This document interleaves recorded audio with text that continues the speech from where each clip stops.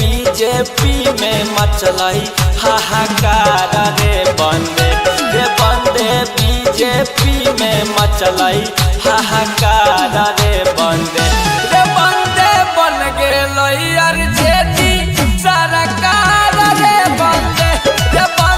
बन गेलै तेजस्वी सरकार रे बंदे मिलतै अब बिहार में रोजगार रे बंदे अब अइलै बिहार में बाहर रे बंदे बन गेलै तेजस्वी के सरकार रे बंदे बन गेलै आरजेडी के सरकार रे बंदे। तेजस्वी जिंदाबाद जिंदाबाद जिंदाबाद, लालू यादव जिंदाबाद जिंदाबाद जिंदाबाद, बिहार की जनता जिंदाबाद जिंदाबाद जिंदाबाद।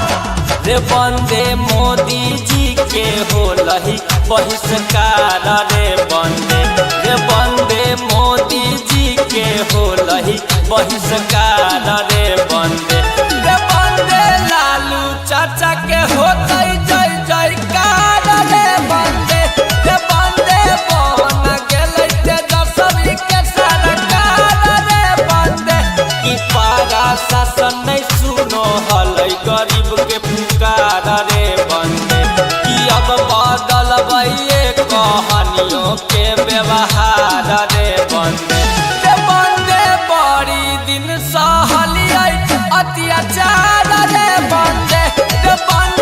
आ गेलै तेजस्वी के सरकार रे बंदे। तेजस्वी जिंदाबाद जिंदाबाद जिंदाबाद, लालू यादव जिंदाबाद जिंदाबाद जिंदाबाद, बिहार की जनता जिंदाबाद जिंदाबाद जिंदाबाद। कि लालू नीतीश करथिन बिहार के नैया पार रे बंदे कि अब तो चोरा बनबै मन के होलै हार रे बंदे बन गेलै आरजेडी के सरकार रे बंदे बन गेलै तेजस्वी के सरकार रे बंदे बीजेपी के होई गेलै हार रे बंदे देलियै ललटेनिया